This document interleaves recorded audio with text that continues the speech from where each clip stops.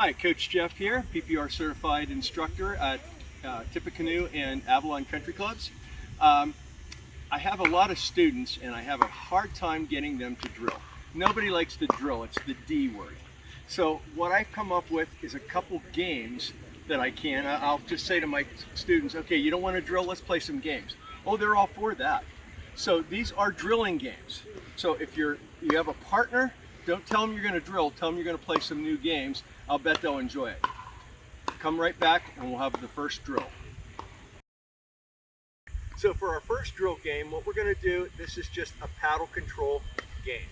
So all we're doing is my partner John and I are going to be drilling back and forth. The game is trying to land it on that disc. You'll notice if you're just dinking it back and forth, there's no effort for that, but it's also going all over the place. So what we're trying to do is get precise angles. We're trying to get a precise spot. So going back and forth, we're going to play to 5. Now we're not going to play all the way to 5, but that's what I would do with my students. So John and I are going to hit a few like this. And if I land it on there, he calls out, you got one, and I call out, you got one. One. Two, one for you.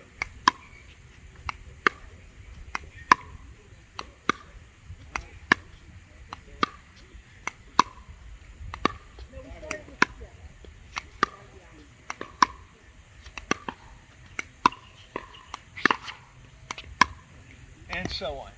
So we would play to 5 typically, then we would do something different.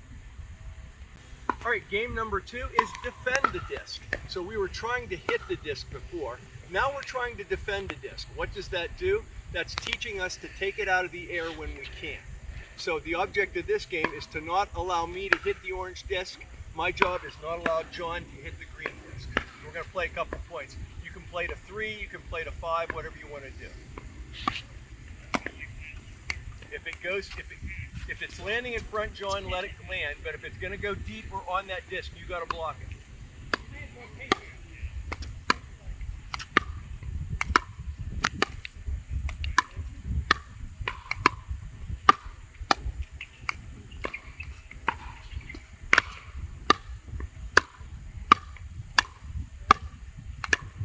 Hit him in the bill of the head.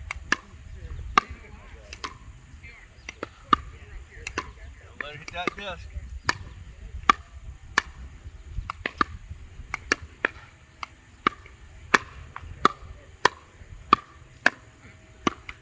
Okay, so you see what we're doing. We're defending the disc. That's encouraging our students to hit the ball out of the air, but not bending too far forward so we don't pop it up. Game number 3, we're going to try to hit the disc. Instead of being across from each other, we're going to be hitting it cross court. So whoever gets 1 to 5 wins the point. Almost.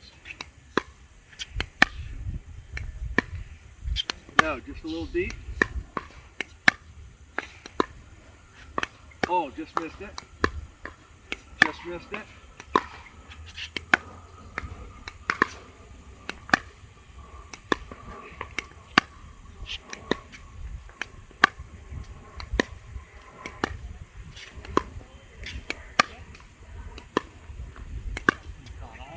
Yeah. Oh man, getting close.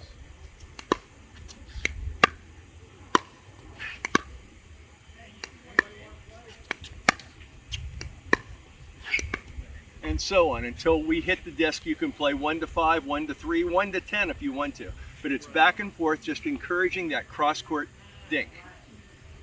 All right, game number 4. It's a serving game. So what we're trying to do, we're trying to emulate Sears. If anybody remembers Sears, they had 3 options. They had, if you went in and bought a fishing rod, it was a good rod, it was a better one, it was a best one. So good, better, best.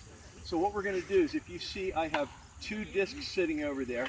So if it gets over the non-volley zone but lands in front of that green disc, my students get 1 point.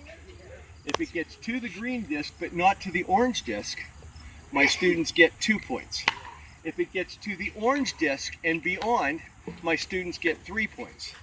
Now, if they hit it into the net, or if they hit it out of bounds on the right or the left, they get -1 point. So we take that point away. If it's long, I don't take any points away because I'm trying to encourage them to hit it long. So they don't lose points, but they won't get a point either. So we would play 7 serves. I'm just going to do a couple. So if I'm starting right here, that would be a 2-pointer.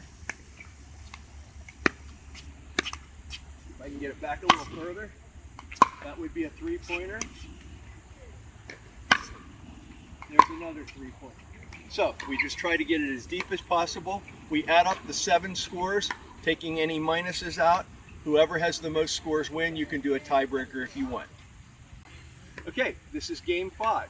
We had the serve game. Now we're going to have the return of serve game. So John is going to serve some to me.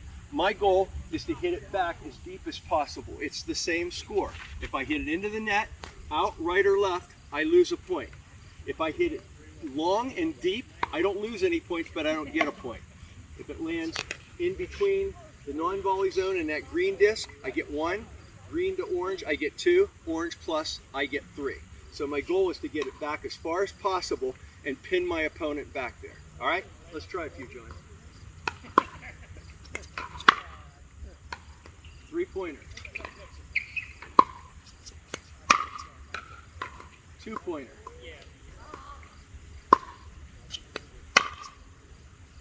3-pointer. Now, one of the things we're trying to work with our students, I would be giving them points, but I would also be telling them, let's try to get the ball a little higher. I'm hitting into the wind, it's a little tough today, but if we get the ball higher, we pin our opponent back and we give ourselves more chance to get up to the non-volley zone. So I'm going to let John hit me one more. I'm going to try to hit it high. That was a 3-pointer with a little bit of height. Let me try that again, and I'm going to go up to the non-volley zone.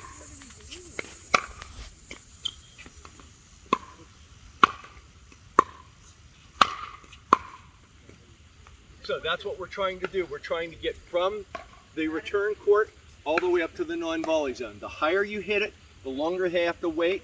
The deeper you hit it, the further back they are, the more advantage it gives us. But this is just kind of giving them a sense of why you want to do this. Coach Jeff back here again. Number 6 drill is a drop shot drill. So what I'm going to do is I'm going to ask John to stand at that green disc. I'm going to feed him balls. I'm going to feed him 3 shots. Sometimes they'll be ground strokes, sometimes they'll be volleys. His job is to try to get it back over into the kitchen, or at the very least, get it so that my paddle goes below the net. We know if our paddle gets below the net, we can move up, and it's not a real attackable ball for most players. So he's going to hit 3 from green. I'm going to ask him to move back to orange. I'm going to feed him 3 more shots. His job is to get it over and drop it in the kitchen or make me get low, and if he does that, he gets a point each for that. Then I'm going to ask him to go back to the baseline, emulating a 3rd shot drop. I'm going to feed him 3 balls back there. He's going to hit 3 shots. His job again, either drop it in the kitchen or make me have my paddle below the net. If he does that, he can get a total of 9 points. The final is a 3-point bonus. So John is going to start back at the baseline. I'm going to feed him that shot. If he gets it over, he gets 1 point. He moves up to the orange. I'm going to feed him 1 at the orange. If he gets that over, he gets a 2nd point, moves up to the green. And if he gets that green one over, he gets 3 bonus points. So you can get 12 total points in this sequence. Okay? So let's start. Okay, so I'm going to hit John 3 balls. John, you know what your job is? That's 1 point. 2 points. Back up to the orange. 2 points.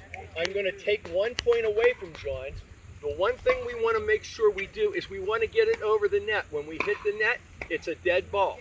I'm going to take 1 point away for every ball that hits the net, because if it comes over, we always have a chance. If we get it back, we always have a chance to block it or return it. But as soon as it hits this net, it's dead. So I want to encourage my students to miss on the high side. Okay, so John has 1 point right now. He's at the orange. 2 points. Good one. 3 points. Okay, I'm going to call that no good because I was able to make contact here. John's 3rd shot did not make me go below the net. So he got 2 points on that, so he is +3 right now. Now we're going to hit 3 to the back zone. Here we go, John. Good. That's 1. Good. That's 2. And he hit the net, so it's a -1. So his net is +1. So he's at 5 right now. So we're going to do our final sequence. I'm going to hit one back to John. As soon as he hits it over, he's going to move up to orange. I'm going to hit one to orange. As soon as he hits that orange, as long as he's successful, he's going to hit green. And then he's going to come in, and he's going to get 3 bonus points. I'm hoping. Here we go, John. 1, 2, 3. Okay, so he got 3 bonus points, so he would get a total of 7 points. So then we'd have our next student come up and see if they can do better. Okay, our final drill I would work on is an offensive drill. A lot of the drills that we work on are defensive drills. This is an offensive drill. So why do pros dink so much? 2 reasons. Number 1, they're setting up for the kill. They're trying to move that person around, trying to create a clumsy shot for that person where they can speed it up and win. The second thing they're trying to accomplish is getting a deep shot. They're not just trying to control the paddle, they're trying to get that shot back deep so that their opponent has to make a last-minute decision. Should I take it out of the air? Should I let it bounce? Whatever. And when you get somebody thinking like that, chances are they're going to react, and when they react, chances are it's not going to be in their favor. So this is a push dink drill. So push dinks are when we try to get it back right at their feet, making them think about, should I take it out of the air? Should I not? Should I take it on a bounce? Should I move my 1 foot back out of the way, hit it and get back? What should I do? That's an offensive dink. So we're going to do a couple. And as you see, I've moved our discs back to the non-volley zone line, because that's about where we want to hit, right at about their shoelaces. So John and I are going to hit a couple now. What we're trying to do is we're trying to set up a shot where I get John to hit the ball up at me. When he hits it up, I can hit it down at him again. If I get it low enough, he'll hit it higher, and then I'll hit it down.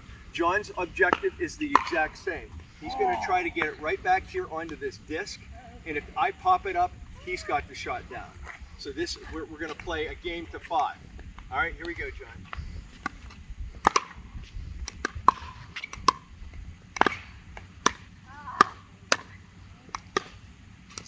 That's the one I'm looking for.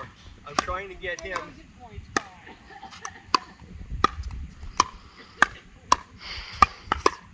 So that's the whole idea. I'm trying to put him out of his comfort zone so that when he hits it up in the air and I have a chance to hit it down. So we try to keep it low. As soon as he gets it up in the air, I'm going to attack.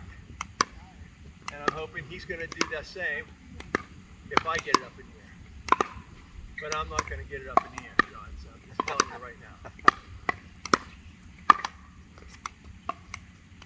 That's a shot I'll teach you later. So that time I got it right down in his ankles. He had to make a quick decision. His decision wasn't quite crisp enough. Nor was mine.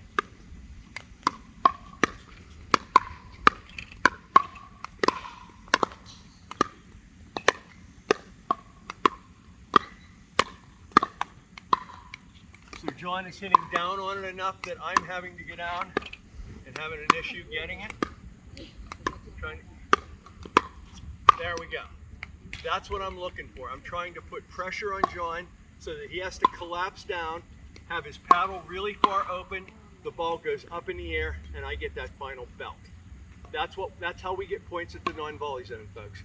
And the closer he gets to that zone, the harder it is for me to attack him. Okay, so keep that in mind.